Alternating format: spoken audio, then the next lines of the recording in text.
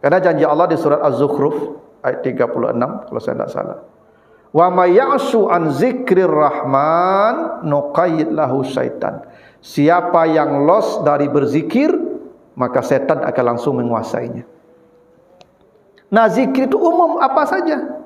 Cuman ada zikir dengan ketentuan fadilah tertentu.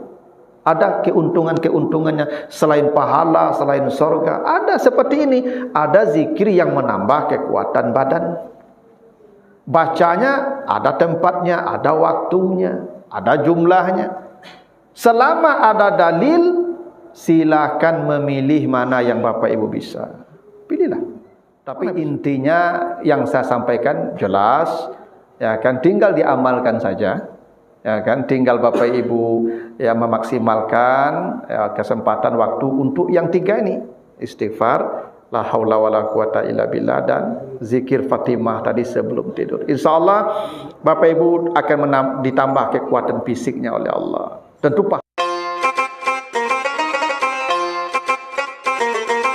Allah mengatakan satu ungkapan, kata Allah, wala zikrullahi akbar. Sungguh berzikir, menyebut nama Allah itu adalah perkara yang teramat besar.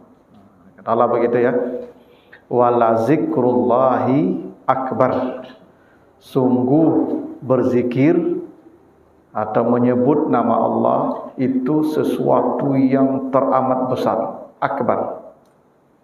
Dan ini selalu diulang oleh khatib. Ya, ketika khatib hendak turun mimbar, itu selalu ada kalimat itu. Innallaha ya'muru bil adli wal ihsan wa ita'i dzil qurba wa yanha 'anil fahsya'i wal munkar wal baghi ya'izukum la'allakum tazakkarun wa la zikrullahi akbar. Selalu doa. Jadi kata Allah, zikir itu adalah sesuatu yang sangat besar. Jadi jangan Bapak Ibu anggap ringan sepele kalimat-kalimat zikir. Karena kalimat-kalimat zikir itu apapun bunyinya, asalkan kita mengingat Allah dengan kalimat itu kata Allah akbar. Sangat besar dampaknya. Baik dalam kehidupan dunia maupun dalam kehidupan akhirat. Coba Bapak Ibu baca sejarah dalam Al-Quran, diinformasikan Allah. Nabi Nuh itu naik kapal. Kapalnya hanya kayu yang diikat. Ya. Dan berlayar menempuh ombak yang sebesar gunung. Ya. Jadi ombak yang dilalui itu sebesar gunung, kata Allah. Dan di atas kapal itu ya isinya banyak binatang-binatang sepasang-sepasang. Banyak isi kapal itu. Tapi Nabi Nuh bisa selamat ya, berlayar dengan kapal yang sederhana dengan penumpang yang sangat banyak. Ya, manusianya tidak banyak, cuma binatangnya banyak. Apa yang membuat kapal Nabi Nuh bisa stabil berjalan? Zikir. Karena Nabi Nuh ketika hendak berlayar itu membaca kalimat Bismillahi majreha wa mursaha, hingga gelombang yang sebesar gunung itu tidak menenggelamkan kapal Nabi Nuh dengan satu kalimat Bismillahi majreha wa mursaha. Itu hebatnya zikir itu, Pak. Nabi Ibrahim ketika dibakar itu Masya Allah apinya tidak tanggung besarnya, Pak. Hingga Nabi Ibrahim masuk api itu tidak dilempar dengan tangan, pakai ketapel. Ya, pakai manjanik namanya, ketapel besar ditarik Nabi Ibrahim itu dari jauh, dilempar dengan manjanik atau ketapel besar. Saking besarnya api itu. Tapi ketika dia dilempar ke dalam api itu, Nabi Ibrahim hanya satu kalimat saja berkata, Hasbunallah wa ni'mal wakil, ni'mal maula wa ni'mal nasir. Artinya apa yang terjadi? Api tiba-tiba menjadi dingin. Kan luar biasa zikir itu, Pak. Hasbunallah, selesai. Dulu pasukan Talut yang sedikit, yang lemah, yang senjata ala kadarnya, berhadapan dengan pasukan Jalut yang Masya Allah mengerikan. Tak ada orang yang berani menghadapi pasukan Jalut. Sama, mereka juga berkata hasbunallah, menang. Itu buktinya zikir itu akbar. Ya. Nabi Yakub, ya, ketika diberitahu Yusuf dimakan serigala, sedih. Anaknya mati, anak yang paling disayangi. Ceritanya begitu. Walaupun dia tidak percaya Nabi Yusuf itu meninggal. Tapi apa boleh buat? Yusuf sudah tak ada lagi. Maka Nabi Yakub hanya berkata, wallahu al-musta'an. Selesai. Dan selamat mereka berkumpul kembali hanya dengan kalimat wallahul musta'an. Nabi Yusuf ketika digoda Zulekha, ini Zulekha mengurung Yusuf, dikurung Yusuf dalam kamar. Semua pintu dikunci, dari pintu gerbang, pintu depan, pintu kamar, jendela, semua dikunci rapat. Apa yang dibaca Yusuf ketika dikunci itu? Ma'azallah. Begitu Nabi Yusuf membaca ma'azallah, semua pintu-pintu terbuka. Dan Nabi Yusuf lari. Hanya dengan satu kalimat. Ma'azallah, semua pintu-pintu terbuka. Masya Allah ya, kalimat itu. Ya. Nabi Yunus ketika dimakan ikan, ya, itu mendekam dalam sempitnya rongga ikan, gelap, pengap, basah. Dia hanya berkata, la ilaha illa anta subhanaka inni kuntu minaz zalimin. Disumburkan ikan, Pak. Selamat dia. Hanya dengan satu kalimat. La ilaha illa anta subhanaka inni kuntu minaz zalimin. Selesai. Ashabul Kahfi ketika diburu mau dibunuh. Itu pasukan ya dengan segala macam perangkatnya dikerahkan untuk membunuh 7 orang ini. Tidak ada lagi tempat bersembunyi, tiba-tiba masuk ke gua. Ini tempat terakhir. Hanya dengan satu kalimat mereka diselamatkan Allah. Rabbana hablana min ladunka rahmah wa hayyi lana min amrina rasyada. Akhirnya apa? Ditidurkan Allah dalam gua selama 300 tahun. Hanya dengan satu kalimat. Ya, Rabbana hablana min ladunka rahmah wa hayyi lana min amrina rasyada. Ya. Nah, itu buktinya wala zikrullahi akbar. Sungguh menyebut nama Allah itu zikir yang besar. Dulu Nabi Musa ketika dikejar Firaun terkepung di depan laut, belakang pasukan Firaun. Tak ada lagi tempat selamat, sudah selesai. Itu Musa dan pengikutnya sudah pasti mati itu. Tapi Musa hanya berkata, inna ma'iya rabbi sayahdin. Allah bersama saya. Akhirnya laut membelah, terbentang jalan besar. Hanya dengan kalimat, inna ma'iya rabbi sayahdin.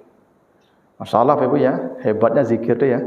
Jadi ada kalimat-kalimat tertentu yang Masya Allah pengaruhnya besar sekali dalam kebaikan hidup manusia ini. Sampai persoalan akhirat. Persoalan akhirat pun zikir itu nilainya besar sekali. Apa kata Nabi? Man kana akhiru kalamihi la ilaha illallah dakhalal jannah. Siapa yang sebelum meninggal dunia mengatakan la ilaha illallah, mati dia, semua dosanya dihapus Allah dan dia masuk surga dengan rahmat Allah hanya dengan satu kalimat itu. Cukup satu kalimat itu menjelang mati dia ucapkan dakhalal jannah. Dia ke surga. Jadi bukan tahajudnya, bukan puasanya, bukan haji umrahnya, akhir kalamihi la ilaha illallah. Bila dia menutup hidupnya dengan kalam la ilaha illallah, satu kalimat la ilaha illallah, dakhalal jannah. Wajar Allah mengatakan wala zikrullahi akbar. Makanya kata Nabi, siapa yang berkata di pagi hari, ya, mangkala hina yusbi subhanallah wa bihamdihi, subhanallah wa bihamdihi, 100 kali dia baca di pagi hari. Itu setiap hari dia baca, di pagi hari dia baca subhanallah wa bihamdihi, subhanallah wa bihamdihi. Ma jaa ahadun yaumal qiyamati bi afdalla minha. Tidak ada orang nanti di hari kiamat yang keadaannya lebih baik dari orang ini. Itu hadis sahih itu. Kalau ada orang berkata subhanallah wa bihamdihi, subhanallah wa bihamdihi, ada yang sebagai menambah dengan subhanallahil azim, 100 kali dia baca, setiap pagi dia baca subhanallah wa bihamdihi, subhanallah wa bihamdihi. Tidak ada orang yang di hari kiamat datang menghadap Allah sebaik orang ini keadaannya, kata Nabi. Bukan tahajudnya, bukan puasanya, bukan. Wala zikrullahi akbar. Sungguh menyebut nama Allah itu akbar. Bahkan nanti dalam hadis Baihaqi, orang kalau masuk surga belum boleh masuk surga kecuali Allah suruh membacakan Al-Quran. Rattil ma kunta turattil fid dunya. Hei, baca dulu Al-Quran yang pernah kalian baca di dunia. Warki. Lalu naik setiap satu ayat ke surga berikutnya, satu ayat ke surga berikutnya. Wa akhiru manzilatika fi akhiri ayatin takra'uha. Surga terakhirmu, ayat terakhir yang kau baca. Artinya surga kita nanti levelnya, di mana terhenti surga kita? Di ayat terakhir yang kita baca sebelum mati. Karena Al-Quran itu zikir. Nanti baca di surah Al-Qamar ayat 17. Walaqad yassarnal Qur'ana lizzikri. Begitu kan? Al-Quran telah kami mudahkan untuk menjadi zikir. Berarti kalau ibu baca ala alif lam mim itu satu zikir tu. Zalikal kitabul la raiba fihi hudal lil muttaqin, dua zikir tu. Nanti itu menjadi penentu level surga tu. Wajar Allah mengatakan wala zikrullahi akbar. Sungguh zikir itu perkara yang paling besar dalam hidup manusia. Baik untuk dunianya, apalagi untuk akhiratnya. Nah, tapi Bapak Ibu, selain daripada itu, ternyata ada informasi, baik dalam Al-Quran maupun dalam hadis yang sahih, ada kemanfaatan zikir ini, salah satunya bisa menambah imunitas tubuh kita. Jadi ini Bapak ya. Jadi ada zikir yang menambah kekuatan badan. Jadi ibu bapak kalau ingin kuat badannya, ada zikirnya Bapak Ibu. Supaya tidak sakit-sakit, ya, supaya badannya kuat, sehat, ya toh, ada zikirnya. Paling tidak Bapak Ibu disebutkan ada 3 zikir yang menguatkan badan kita, yang meningkatkan imunitas tubuh kita. Mari kita lihat apa 3 zikir yang bisa menguatkan badan kita itu. Pertama di surat Hud ayat yang ke-52. Ya, surat Hud ayat 52. Kata Allah, "Wa ya qaumi astaghfiru rabbakum summa tubu ilaihi yursilis samaa 'alaikum midrara wa yazidkum quwwatan ila quwwatikum." Ini Nabi Hud nih berkata kepada kaumnya, bangsa Ad, "Wahai kaumku, perbanyaklah kalian beristighfar kepada Tuhan. Perbanyaklah mengatakan astagfirullah dengan ragam-ragamnya. Karena istighfar itu banyak macamnya. Ada astagfirullah, ada astagfirullahal azim, ada astagfirullahal azim allazi la ilaha illa huwal hayyul qayyum wa atubu ilaih. Ada sayyidul istighfar, Allahumma anta rabbi la ilaha illa anta khalaqtani wa ana abduka wa ana ala ahdika," dan seterusnya ya. Ada juga istighfarnya Nabi Adam, Rabbana zalamna anfusana wa illam taghfir lana wa tarhamna lanakunanna minal khasirin. Itu istighfar juga itu. Kata Nabi Hud nih, kalau kalian banyak mengatakan kalimat-kalimat istighfar, maka selain Allah berikan kamu rezeki yang cukup berupa hujan dari langit, Allah kuatkan badanmu. Allah sudah janjikan Pak ya.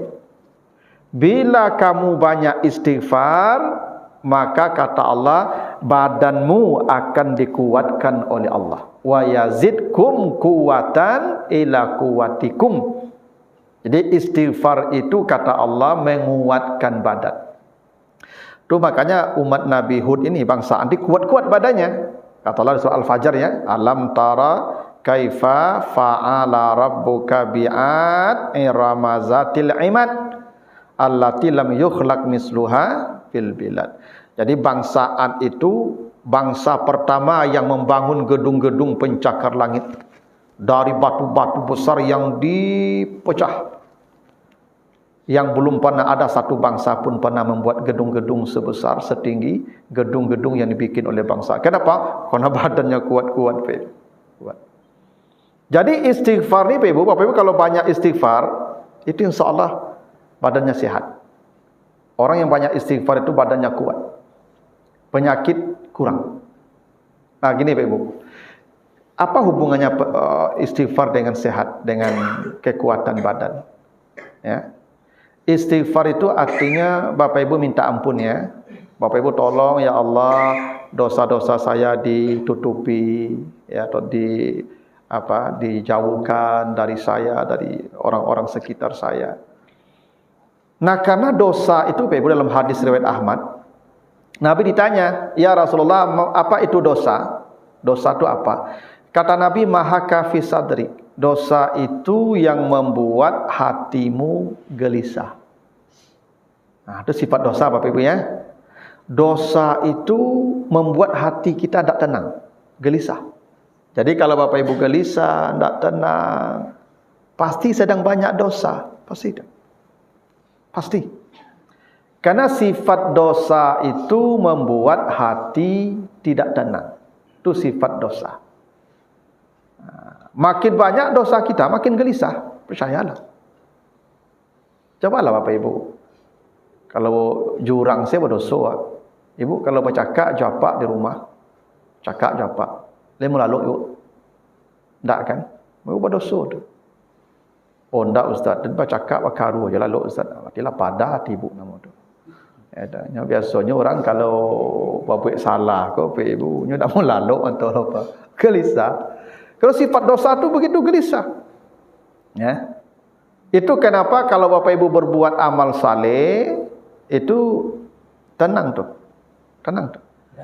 Kenapa Bapak Ibu berbuat amal saleh itu tenang? Karena kata Allah di surat Hud 114, "Innal hasanat yuzhibnas sayyi'at." Setiap kebaikan mengampuni dosa. Tu Bapak Ibu habis salat tu tenang hati. Kenapa? Dosa diampuni tu. Makanya Ibu kalau puasa, waktu berbuka tu tenang, bahagia. Kenapa? Diampuni dosa tu. Makanya Ibu kalau sedekah, itu sedekah tu menenangkan hati. Itu makanya kalau kamu sakit bersedekahlah. Karena penyakit itu dari dosa sebenarnya itu. Sedekah. Makanya Ibu setiap amal saleh itu tenang. Makanya Ibu duduk dengar ceramah di masjid tak tenang ya. Tenang tu. Maka ngantuk atau tu. Ya. Pak, mata tak kantuk tu tenang tu. Kalau ndak tenang ndak mungkin tak kantuk dapat sajalah kamu. Ya. Ni mata tu mengantukkan dia jiwa tenang, tak betul? Tenang Pak. Ciri orang tenang lalu lama, tak betul? Tak betul. Coba bayangkan Pak, menyandar saya ke tonggaknya. Lalu tu Pak. Ndak berkasur ke lho Pak, menyandar saya. Sakancangku Ustaz mari hari ah. Ya tak. Orang lalu heboh, orang duduk menyandar tu kan kalau ndak hati tenang ndak bisa tu Pak. Tanda orang dosa diampuni. Setiap kita duduk ya di tempat-tempat zikir, itu dosa diampuni, pasti itu. Iya. Nah, duduk tak menyandar lalu aja bagai. Gitu. Itu bukti itu kalau hati itu tenang ketika dapat ampunan, begitu tuh. Ya, tenang. Bapak Ibu ya baca Quran, tenang. Kenapa? Diampuni. Jadi dosa itu membuat hati gelisah. Kalau hati gelisah, dampaknya apa? Tidur terganggu, tak betul? Makan terganggu, tak begitu? Kalau sudah tidur terganggu, makan terganggu, imunitas tubuh turun. Pasti itu. Bila imunitas tubuh turun, serangan penyakit gampang. Itu makanya orang kalau banyak beristighfar, dosanya diampuni Allah, datang ketenangan hati. Ketenangan hati ini yang membuat imunitas tubuh bertambah. Orang kalau tenang hatinya, makan bertambah. Enak. Lalu bakaru. Kalau lah makan tambu lalu bakaru, sehat tu. Dah itu orang sehat ya. Itulah orang sehat tu tanda-tanda tu, ya kan? Makan kok lewat tambu, lalu kok lewat bakaru, tu sehat tu. Sehat tu. Itulah bahagia tu. Nah, itu kenapa hubungannya kekuatan badan itu dengan istighfar. Orang kalau banyak beristighfar, itu badannya kuat. Ini Ibu, Nabi Muhammad tu Ibu, Masya Allah ya. Itu Nabi itu hijrah ke Madinah itu usia 53 tahun kurang lebih. Usianya. Itu dari Madinah, dari Makkah ke Madinah itu 10 hari berjalan kaki itu. Ya. Perang Badar itu terjadi usia Nabi sekitar 54 tahun kurang lebih. Ya, perang Badar tu Pak. 54 tahun. Nabi memimpin perang sampai mati 17 kali Pak, memimpin perang. Sampai usia Nabi 60 tahun penaklukkan kota Makkah. Ketika penaklukkan kota Makkah tu Pak Ibu, Nabi berjalan kaki dengan sahabat itu dari Madinah ke Makkah bulan Ramadan. Bayangkan tu Pak.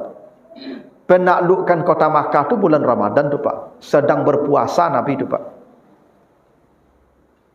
Usia Nabi 60 tahun Pak, berjalan dari Madinah ke Makkah dalam keadaan berpuasa. Kalau Nabi tidak kuat, tak mungkin Nabi mampu begitu tu Pak Ibu. Ya tak? Dan kata Nabi, inni la yughan. Saya ini ada pula malasnya seperti kalian, kata Nabi. Tapi semalas-malasnya saya, di hari itu 70 kali istighfar saya. Ternyata kunci kekuatan Nabi itu pada istighfar Nabi itu, sehari itu tidak pernah kurang 70 kali. Salah Ibu ya. Itu maka Nabi itu kuat. Kuat, tidak ada sakit. Ya. Jadi wajar Bapak Ibu, ketika diperintahkan istighfar, istaghfiru rabbakum, perbanyaklah kalian beristighfar kepada Tuhanmu, wa yazidkum quwwatan ila quwwatikum, Allah tambahkan kekuatan badanmu, karena dengan istighfar dosa diampuni, dengan ampunan itu hati tenang, jiwa tenang. Kalau hati tenang, jiwa tenang, maka imunitas tubuh akan meningkat. Itu hubungannya. Makanya Bapak Ibu yang acuk-acuk sakit, perbanyaklah istighfar. Dosa banyak. Ya. Yang membuat sakit kau dosa. Itu satu ya. Makanya Bapak Ibu jangan kurang istighfarnya 70 kali supaya sehat, supaya kuat badannya. 70 kali setiap hari istighfar, 70 kali. Sebenarnya kalau dicicil mah gampang Bapak Ibu, setiap salat saja 15 selesai. Subuh 15, zuhur 15. Sudah 75 tu, 5 kali 15 kan 75. Ibu bapa pulang dari masjid ni ke rumah bisa 100 kali istighfarnya tu. Ya kalau tidak motah, kan masalah motah kan. Ibu-ibu kan tu asal pulang masjid tu motah. Kau tagak lu mungko pagar setengah jam lain motah. Istighfar lah. Nak motah panjang ni kerajul. Ikut di masjid motah je bagai. Orang ceramah motah je bagai. Kurangilah istighfar lah.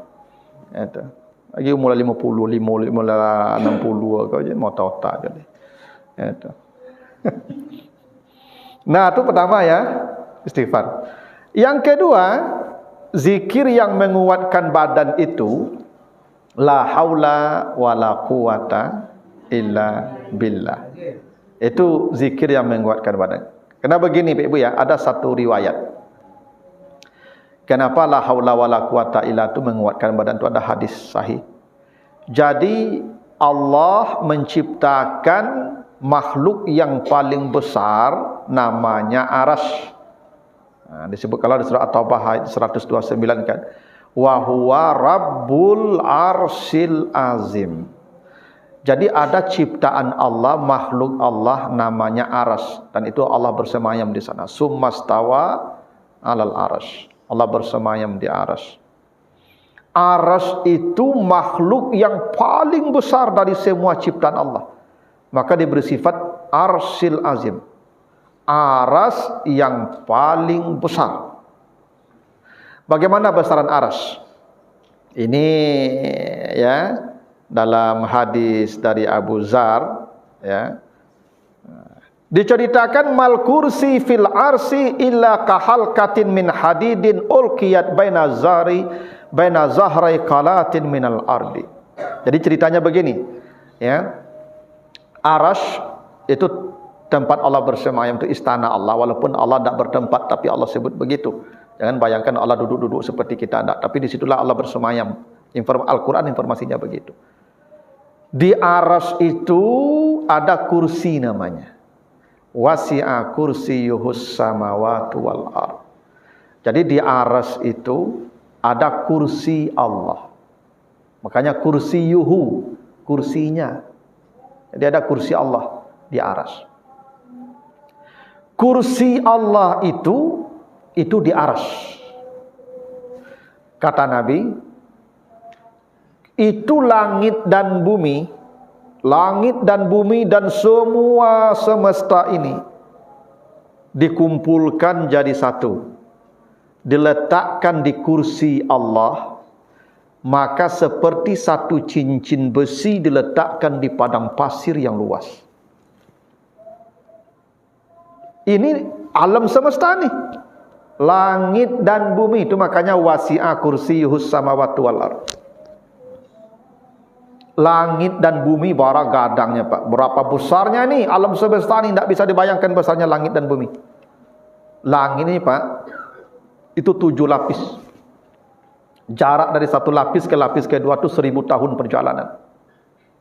Ya. Makanya malaikat naik ke langit itu yudabbirul amra ila sama yudabbirul amra minas sama'i ilal ardi summa ya'ruju ilaihi fi yaumin kana miqdaruhu alfasanatin mimma ta'ud. Satu langit itu jaraknya 1000 tahun perjalanan itu. Ya. 7. Di atas itu ada lagi itu, ya, namanya Sidratul Muntaha. Ada lagi di atas lagi Baitul Ma'mur namanya. Masya Allah, luasnya, luas. Semua langit dan bumi ini kalau disatukan, diletakkan di kursi Allah, seperti cincin besi diletakkan di padang pasir yang luas. Berarti kecil sekali langit bumi dibandingkan kursi Allah. Kursi Allah yang begitu besar diletakkan di aras Allah seperti satu cincin di padang pasir pula. Bumi dan langit diletakkan di kursi seperti cincin di padang pasir. Kursi di aras seperti cincin di padang pasir. Kalau bumi langit ditaruh di aras, sekecil apa tuh, Ibu? Makanya kita ni, Masya Allah, tidak seujung debu kita ni. Itu apa sombong? Bumi dan langit bukan kita, Pak. Bumi dan langit diletakkan di kursi seperti cincin di padang pasir. Bukan kita nih. Dan kursi itu pun diletakkan di aras seperti cincin di padang pasir. Sebesar apakah besarnya aras Allah? Allahu a'lam. Itu makanya disebut Al-Arsul Azim. Itulah aras yang paling besar. Nah, ternyata Bapak Ibu, aras yang besar itu, yang sebesar itu, hanya dipikul oleh 8 malaikat. 8 malaikat, Pak. Nanti baca di surah Al-Haqqah ayat 17. Wal malaku ala arja'iha wa yahmilu arsya rabbika fawqahum yawma izin samaniyah. Tuh di Al-Haqqah ayat 17. Ternyata aras Allah yang begitu besar hanya dipikul oleh 8 orang malaikat. 8 malaikat. Jadi ada 8 sisi, masing-masing sisi malaikat pegang aras itu. Dan ketika malaikat yang 8 ini dipanggil Allah untuk dipilih sebagai petugas pemikul aras, mereka menolak. Tidak akan kuat saya ya Allah. Kami tidak akan kuat memikul arasmu yang begitu besar. Kata Allah, kalian kuat. Bagaimana caranya? Kata Allah, bacalah la haula wala quwata illa billah. Inilah zikir yang membuat 8 malaikat ini kuat memikul arsy sampai hari kiamat.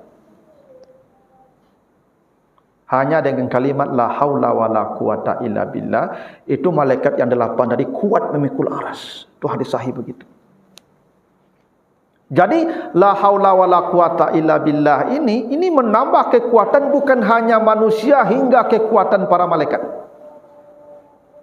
Itu rahasianya begini. Bapak Ibu kalau dipanggil salat, hayya 'alas salah. La haula wala quwata illa billah. Kenapa itu jawabannya?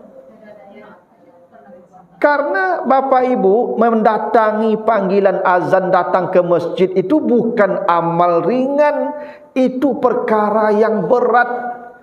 Kalau ndak baliklah datang ke masjid, kau malatui masjid dari maghrib. Ndak yakin nambu isi kompleks sebanyak kau lah kau. Ndak. Ndak yakin nambu isi kompleks sebanyak kau lah kau, Pak. Tapi kenapa yang lain ndak datang? Karena dia lupa membaca la haula wala quwata illa billah. Kenapa Bapak Ibu datang ke sini? Karena ibu bapak baca la haula wala quwata illa billah, Allah dorong dengan kekuatan ekstra. Walaupun lutut dah sakit, walaupun mata lah tak menampak, tapi tiba. Makanya yang tiba ke masjid kena lapuk-lapuk banyak Bapak. Ya tak? Berjalan lah payah, ya melam ego-ego, itu. Tapi bakok dulu je tiba ke masjid. Karena kekuatan tadi Allah tambahkan kekuatan untuk dia walaupun fisiknya lemah. Ya. Coba semayanglah duduk di kursi. Kan lama sonai Bapak. Ya kan? Ya kan? Bapak bisa beliau datang walaupun di kursi duduknya. Ya kan kekuatan tadi Allah tambah kekuatan dengan kalimat la haula wala quwata illa billah. Bapak Ibu, kalau ada orang mendengar azan tak membaca kalimat la haula wala quwata illa billah, hayya 'alas salat, dia tak menjawab, tak akan datang tu. Hilang kekuatannya tu. Makanya yang di rumah sekarang tu Bapak Ibu tu yang otot-otot banyak tu mah. Ada yang fitness tu hari bagi tu Pak di rumah kini tu Pak. Celai Bapak. Nerancak-rancak dan gagah-gagah di rumah kini secara fisik kuat, cuman mereka tidak bisa datang ke masjid. Kenapa? Kekuatannya hilang. Kalau yang datang ke masjid, yang muda-muda kau ya. Kalau tidak, iya mana Pak? Sudah salam tu cari tonggak, cari tembok lagi kan? Dah lama-lama nama tu. Tapi kenapa mereka bisa datang ke masjid? Dengan kalimat tadi la haula wala quwata illa billah. Karena ini kalimat menambah kekuatan. Ya, ada kekuatan. Tapi Bapak Ibu jangan salah faham. Kau apa-apa yang beliau kau dia ambil simin sekaruang kan la haula wala quwata, patah pinggang tu beko. Cayolah kamu, patah pinggang tu jadi salah lombok tak mangkui loh Ustaz ya. Ini kekuatan tu tak selalu kekuatan dalam bentuk fisik. Ada kekuatan ya azam, tekad itu ya. Tapi bisa jadi kekuatan tu memang kekuatan untuk berbuat baik. Itu ya. Bukan selalu dipahami kekuatan tu Bapak Ibu mangke semin second karuang langsung kan dengan kalimat la haula wala quwata illa tu. Ini sunatullah kau tak bisa dilawan Bapak Ibu ya. Mudah beliau kau mangke semin 2 karung langsung bergolek kau tu macam cayolah kamu. Nah, itu ya. Nah, itu kalimat kedua yang bisa menguatkan badan. Nah, yang ketiga yang terakhir nih, setelah ini Bapak Ibu kalau mau tanya silakan. Ini hadis dari Ali bin Abi Thalib. Hadis Bukhari Muslim, hadis sahih. Jadi diceritakan, jadi Fatimah istri Ali itu kan anak Nabi ya. Dia punya anak 2 yang masih kecil-kecil, anaknya hampir seumuran lah, Hasan dan Husain. Anak laki-laki berdua kan. Yang namanya anak laki-laki ya berdakik jarak umur ya repot lah ibu nak ngurusnya. Tak payah ibu mengasuh anak 2 laki-laki sama kadang kan. Tak tanggung payahnya tu. Kau lalu kau jago, kau lalu tak betul. Awak tak mau lalu aja bego tu mah. Tak betul. Kalau cia lalu selalu awak. Ya 2. Dah semua tu. Alun karajo harian dari Fatimah ko sadonya awak. Piring awak mencuci juga, bahkan menumbuk tapuang awak juga dulu Pak Ibu.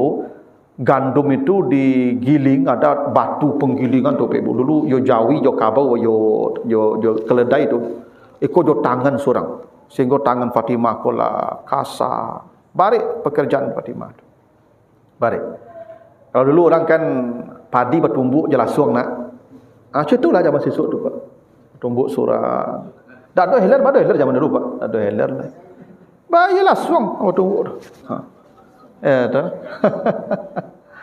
Nah, jadi memang begitu tu. Oh, Fatimah bariklah hari-hari.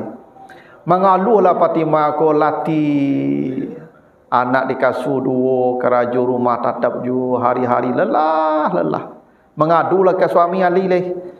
Dah nak kau dah bocokol dah. Barik mana? Baiklah. Buat tamuilah ayah. Ya, Nabi Muhammad. Karena Nabi Muhammad tu kalau perang dapat rampasan perang 1/5.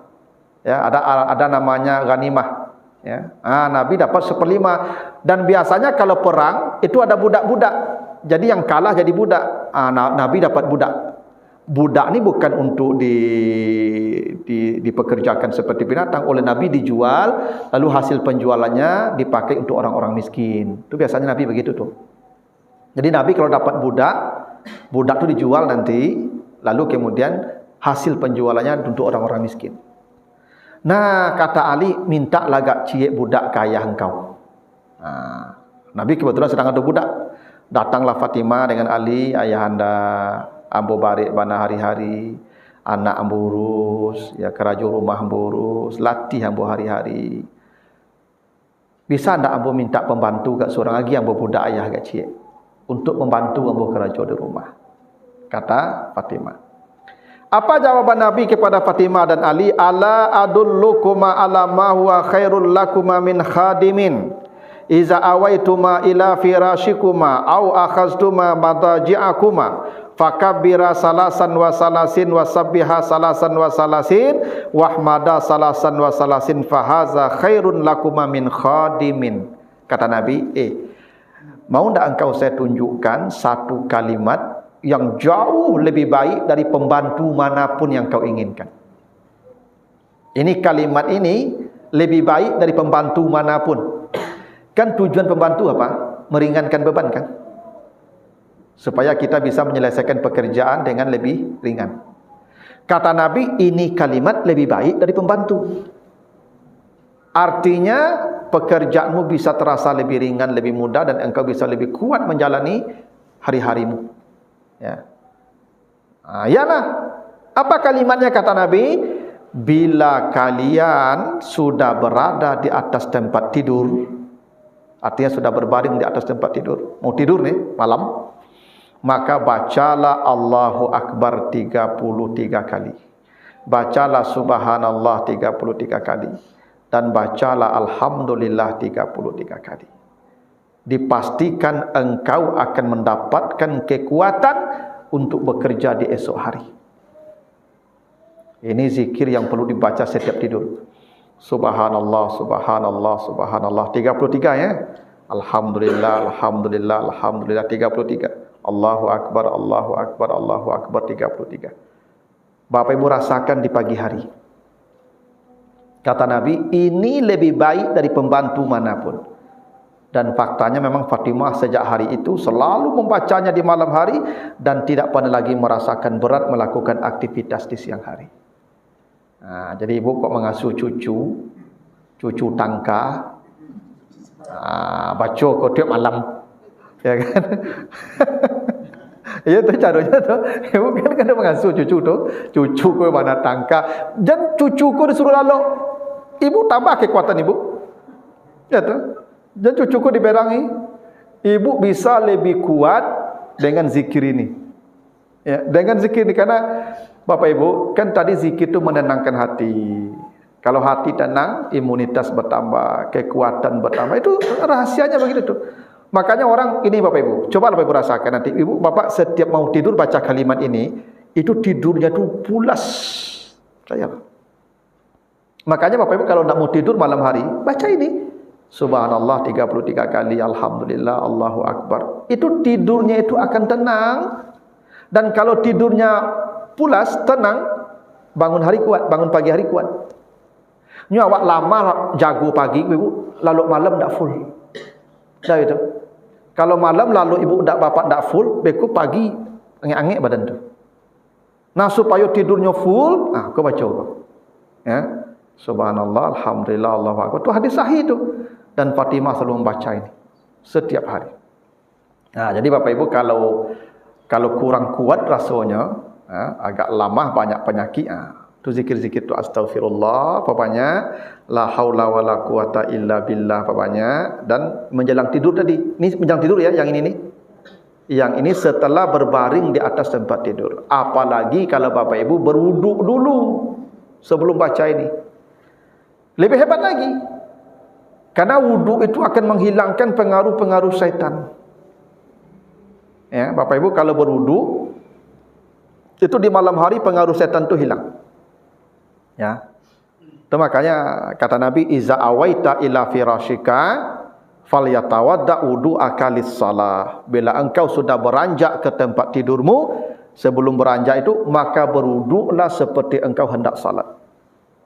Tuh. Makanya ibu bapak jangan lupa berwuduk menjelang tidur itu. Ya. Tapi nyo menjelang lalu ibu ya.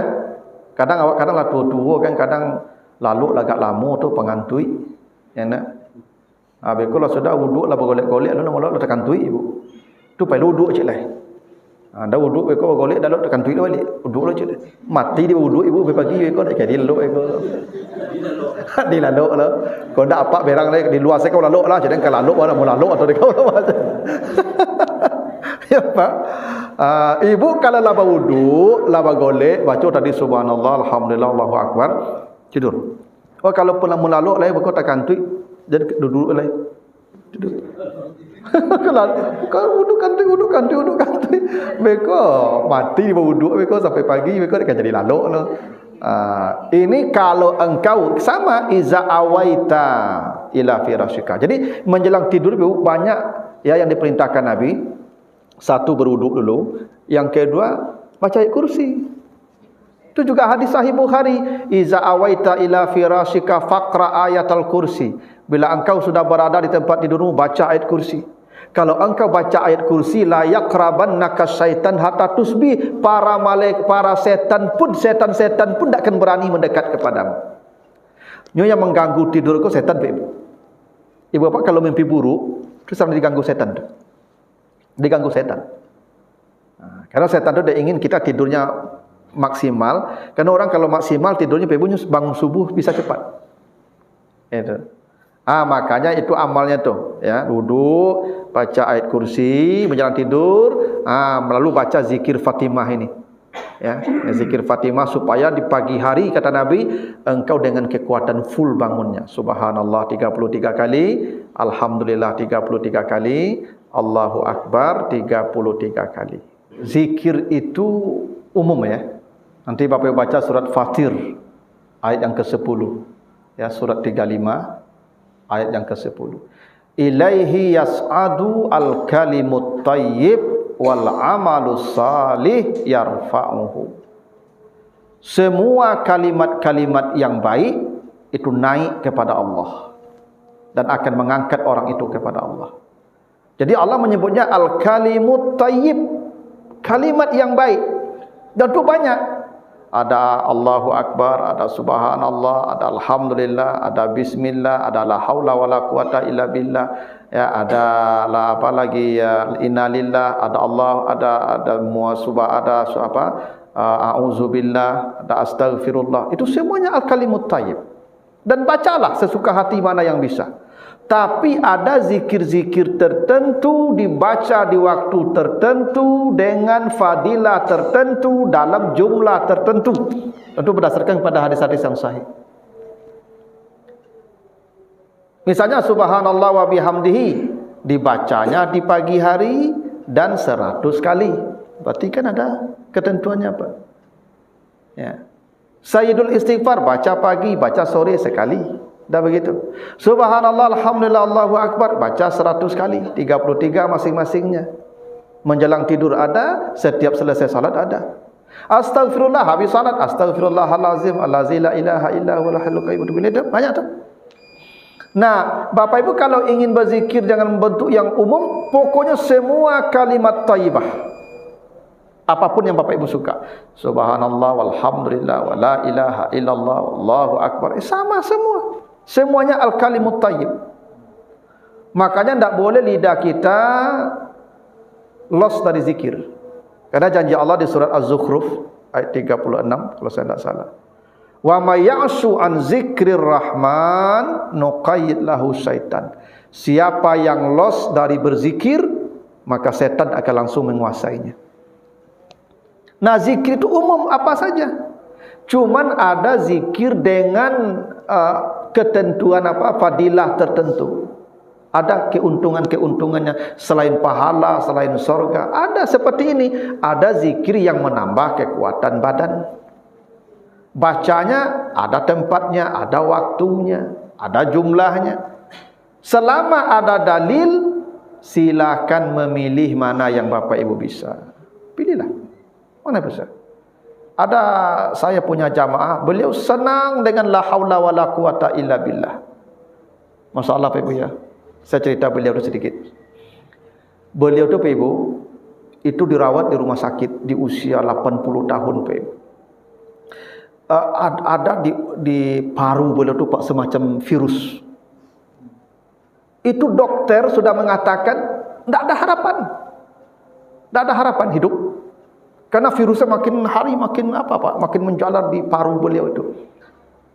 Dan itu anak-anak beliau, istri beliau sudah pasrah Pak. Tapi saya datang, beliau selalu baca la haula wala quwata illa billah. Karena ini zikir sejak muda beliau baca kata beliau. Dan sampai hari ini Pak, tak jadi mati beliau malah Pak. Sehat Pak. Buktinya itu Pak. Saya ingat betul beliau ketika di rumah sakit selalu baca itu la haula wala quwata illa billah. Padahal secara hitungan medis tidak ada harapan lagi. Habis. Tak ada harapan lagi. Tapi buktinya beliau sekarang bisa jalan, bisa ke mana-mana, bisa baca lagi, Masya Allah. Dengan la haula wala quwata illa billah. Tapi itu kan tergantung sugesti juga, keyakinan. Ibu kalau cubu-cubu dah mula. Kau terasa sakit kan cubu lah yang patang, cik ustaz kok cubu dah mula dah jadinya. Ini apa cubu kau dah mula Pak. Harus dengan keyakinan. Nah itu ya. Nah jadi begitulah dulu Bapak Ibu ya. Ini waktu kita terbatas karena sudah azan. Tapi intinya yang saya sampaikan jelas, ya kan, tinggal diamalkan saja, ya kan, tinggal Bapak Ibu ya memaksimalkan ya, kesempatan waktu untuk yang tiga ini, istighfar, la haula wala quwata illa billah, dan zikir Fatimah tadi sebelum tidur. Insyaallah Bapak Ibu akan ditambah kekuatan fisiknya oleh Allah. Tentu pahala pasti, tentu janji surga pasti. Tapi dunia ini ada keuntungan dekat yang dijanjikan Allah dengan tiga zikir tadi. Begitu, mudah-mudahan ada manfaatnya. Tutup dan doa kafarat. Subhanakallahumma wa bihamdika asyhadu an la ilaha illa anta astaghfiruka wa atubu ilaika. Assalamualaikum warahmatullahi wabarakatuh.